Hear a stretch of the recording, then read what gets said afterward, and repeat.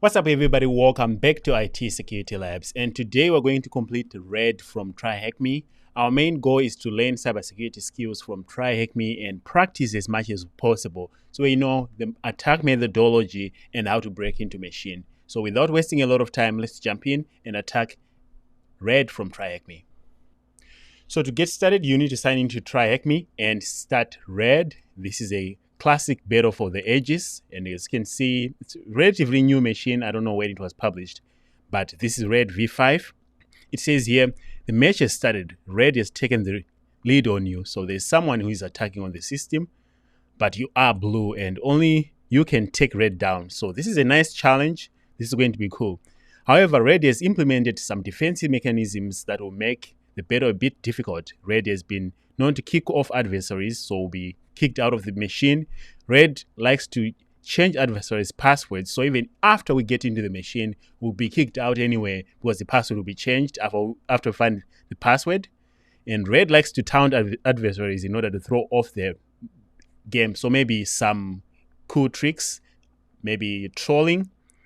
This is a unique battle, and if you feel up to the challenge, then by all means go for it. Of course, we are going to see if we can beat Red to beat Red's challenge. So first it says, what is the first flag?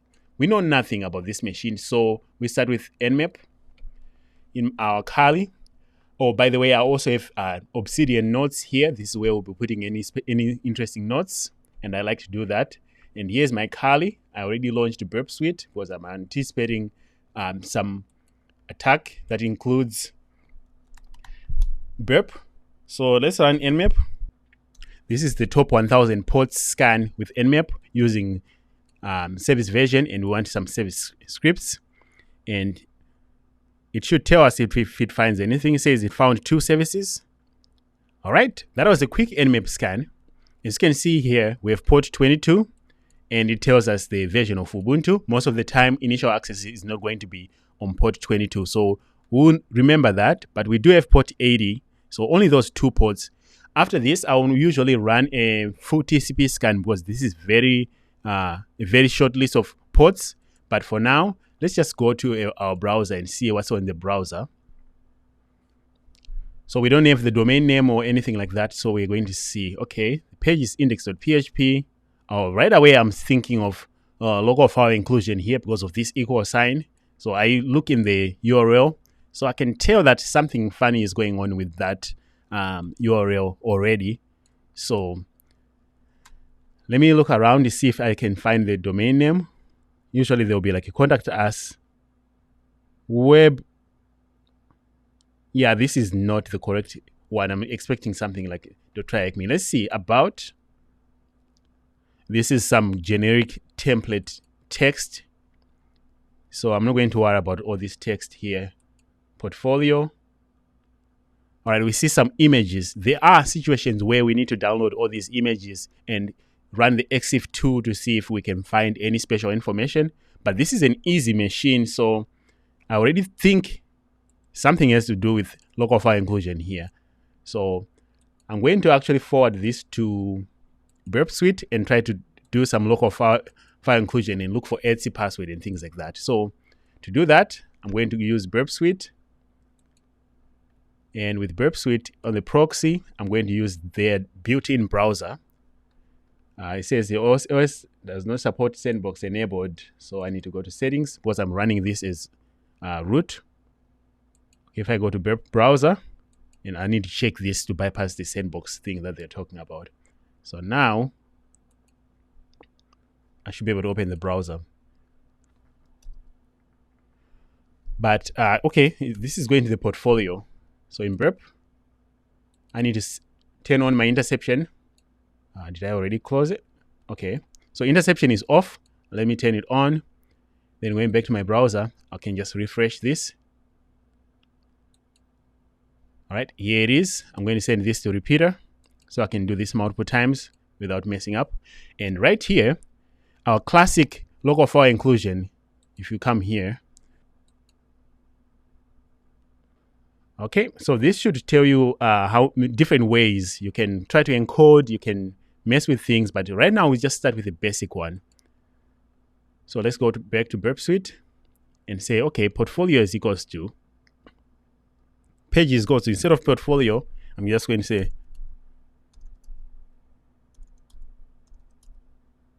Etsy pass WD. Let's see if this one works.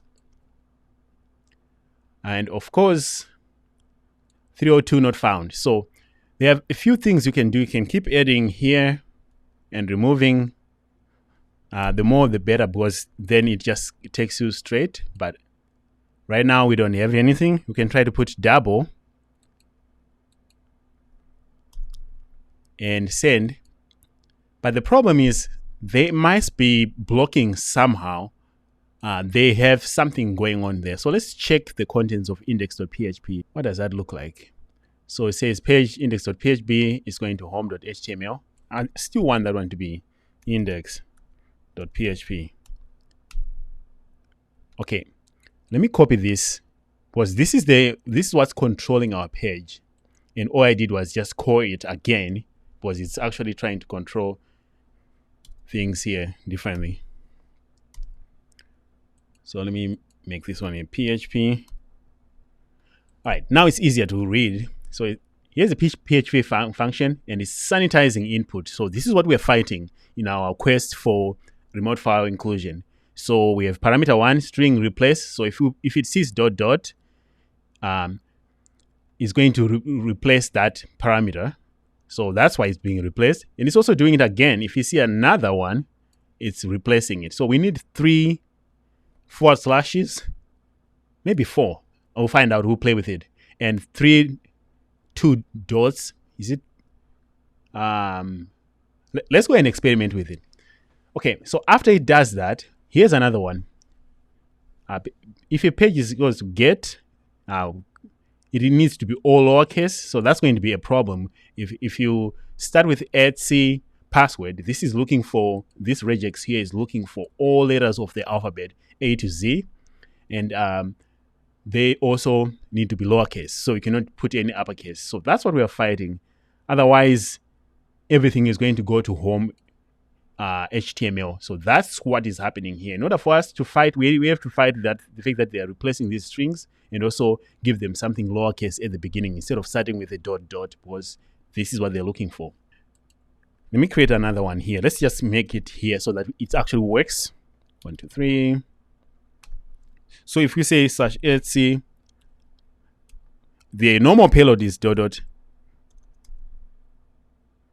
Etsy pass WD, right?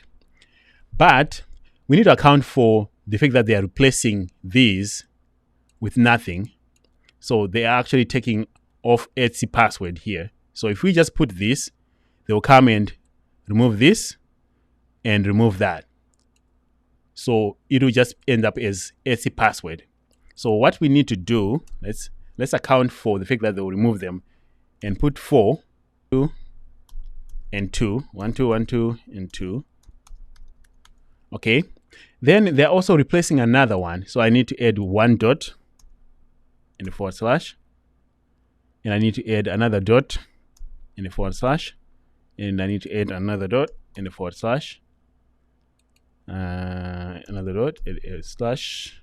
So we have that. Let's hope it works. If it doesn't work, I need to play with it. Maybe I'm misunderstanding this in my way of rushing through it. But let's find out. So this will probably work because they're expecting the first thing to be a lowercase letter. So this is not working, not because of probably this, but we need to account for the fact that the second part here is also saying when you're requesting a page, it's going to expect lowercase letters of the alphabet. So let's figure out how to do that. If we come back to our site, maybe we start with pages is equals to page. No, page is equals to, instead of index, let's go and see what the pages are. Let's get out of here. Do they put lowercase here? Services.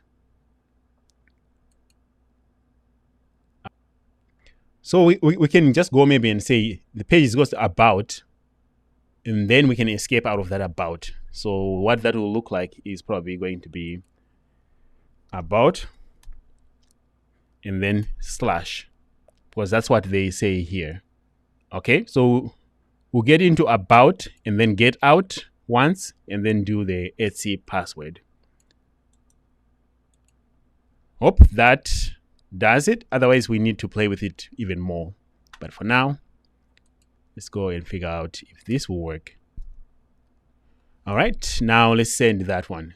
And we're in. So from understanding the index.html that we were able to pull, we were able to bypass the page. So that's not a big problem. We are blue, and we know that we can have a shell of this here in Etsy password. But there's also, do we have red here? Yeah, there's red here with also a home directory. So blue was the first user because that's user of 1000 and red was the second one. Okay.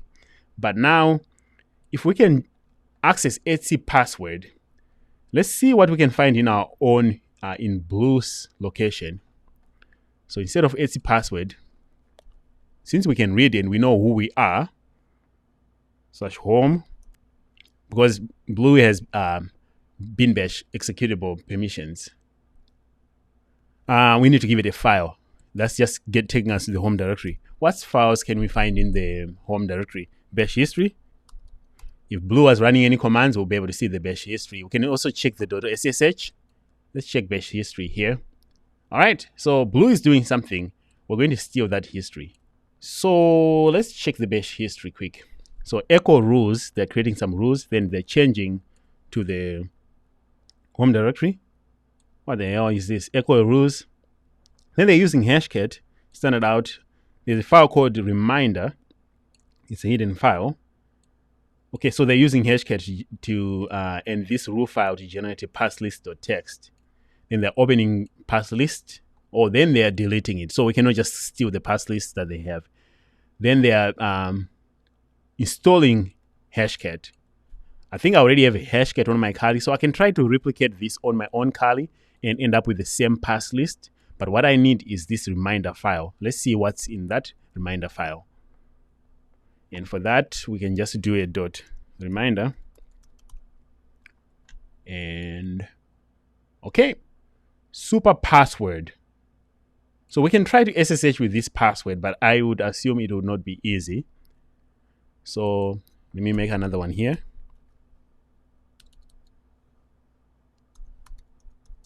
So this is the contents of dot reminder, super secret password. All right, so let's follow along and see if we can do exactly what they did here. First, let's make a file called reminder.reminder in our Kali and just do exactly what they did. So I don't need nmap here. No, I'll just name it.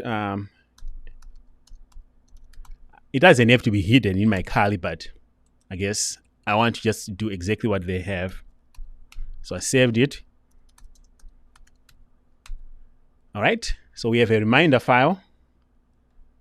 Let's see if we can just run hashcat, the one that they did, and end up with pass list.txt.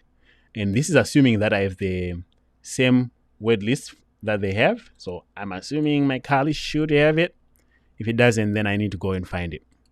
But this word list here, base64 rule. So this will generate new password based on the word, this one. So different variations of this password for people who want multiple passwords. So let's see if hashcat works. It's hanging. So I'm assuming it's running.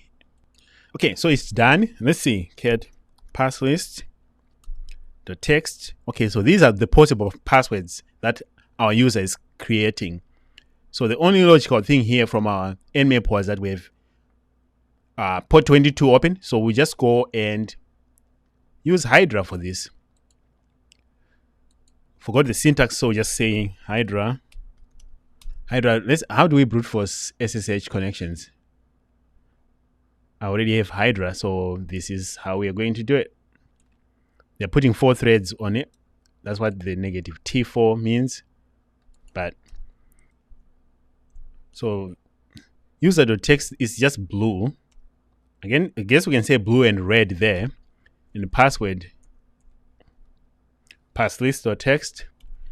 I believe the Hydra dash capital L is meant for list, so I wonder what the user should be. But instead of a list, I can just say lowercase l to give it blue, and hopefully it will just brute force.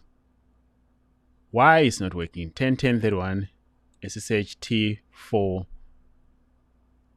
The machine is still running. I'm going to make it faster then.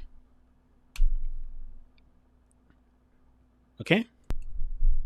Okay, so after a little bit, we see that the password was found for blue. It's this one. So we need to SSH into that machine as blue. And to SSH, we just copy that. It's going to ask us for a password here in a second.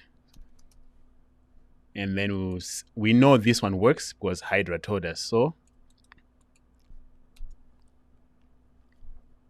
All right. So it's blue. Let's do a sudo -l. We already checked the home directory. So let's see if we have any sudo permissions and quickly become root. No. So we have nothing. We can do some privilege escalation technique. Let me see if I have my OneNote here. Okay, we're getting trolled already. Don't be silly, Blue. You never win. Okay, how is this? How is it even doing this? So in order for us to find out, we can get PSPy here and check how is it telling us that, because there has to be a script or something that's running and that's doing that. So we can locate PSPy. I think PSPy 64, that's the one that I usually use. Okay. I'm just going to go to that downloads folder. Then let's find out what the IP address is for Kali before we move the file. So here I need my internal IP. Okay, now let's host it on 80. And let's download PSPy. cd /tmp wget http /pspy 64. Okay. Chmod +x pspy 64. Now let's run pspy 64. This allows us to spy on all the running processes on the system, even though we are not root. And this will also show us why we are getting trolled. Okay, there we go. So we want to see things that are running as us and as other people. Okay, I don't see anything yet. Okay, bash no hap. That's interesting.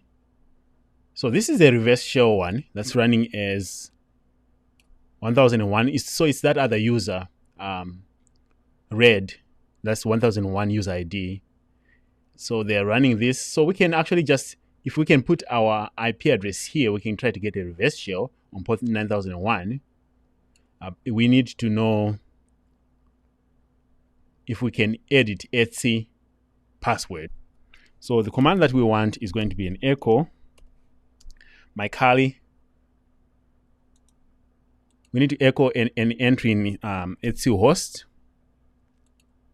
So we need to echo. So let's get out of here. And what's our Kali IP address? This is the tunnel. We need to tell the etc host entry that we are that machine. It might not work, but we'll find out very soon here. I recommend you leave or I will destroy a shell. Oh no. Cat /etc host. Okay, so we need to modify this line here. So we can echo here. Operation not permitted. We cannot modify etc host. Okay, we'll keep that one for later because that one looks like it will give us a root shell anyway. No, it will actually give us this person's shell.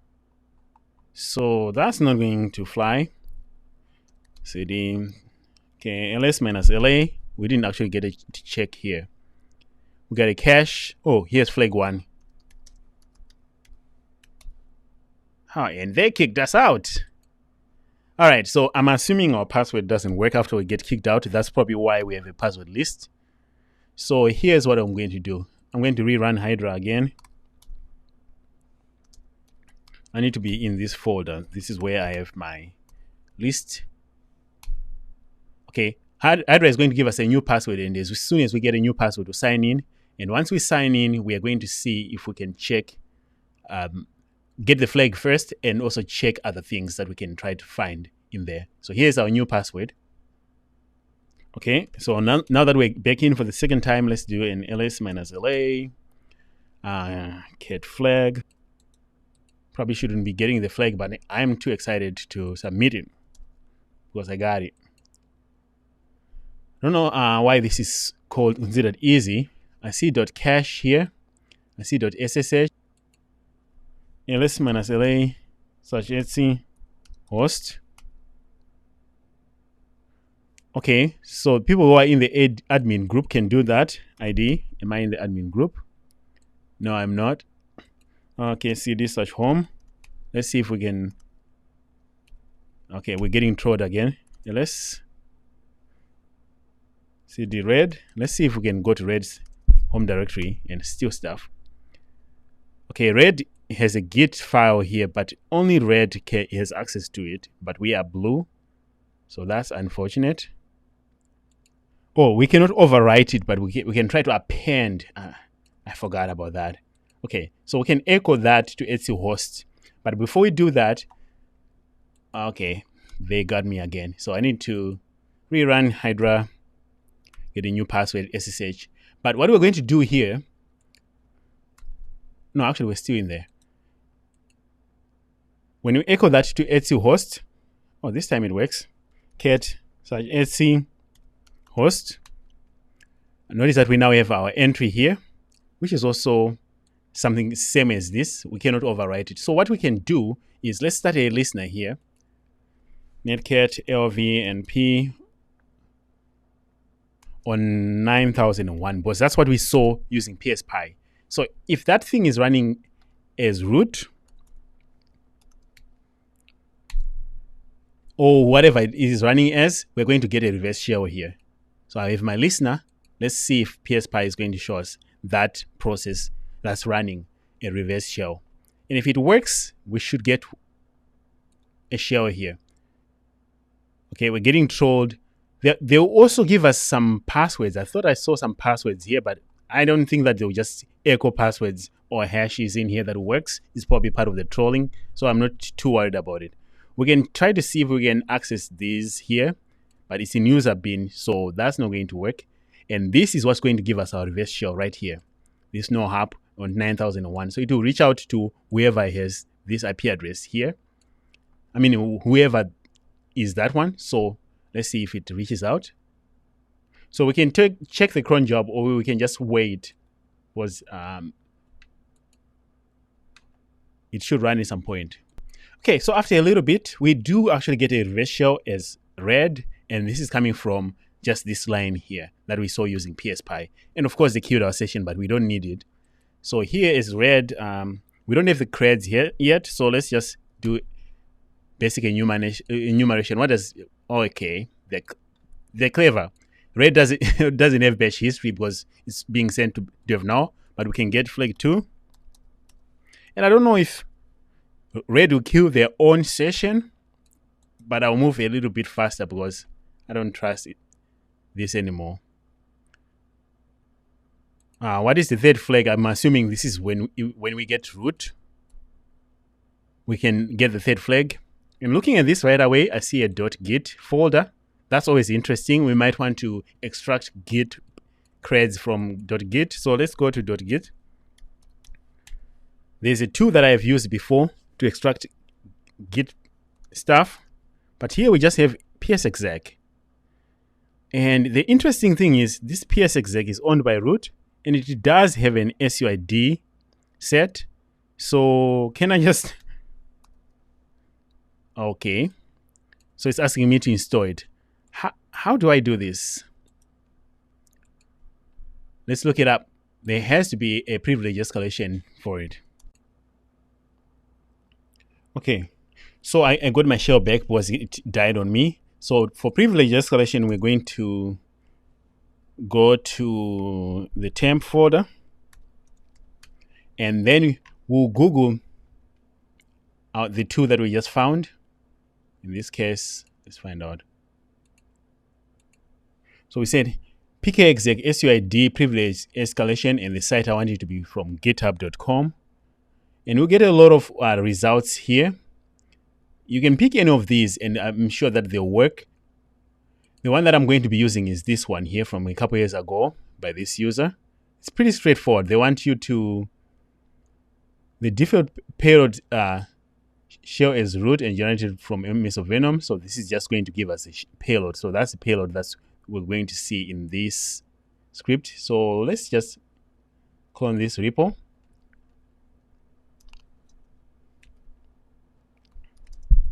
And we're just going to use this one here. So let's remove the CVE. Now let's clone it. CD CVE. So when we get in here, we just have a Python script. So we can move that to exploit. I like to move the CVE to exploit. It's easier for me to remember the word exploit compared to the full CVE number, especially when I'm doing things like nano now. Okay, so here we need to change a few things. We will leave the payload the same. We don't want it to call back. We can get a full MS of Venom shell, but that's just going to be fine for us.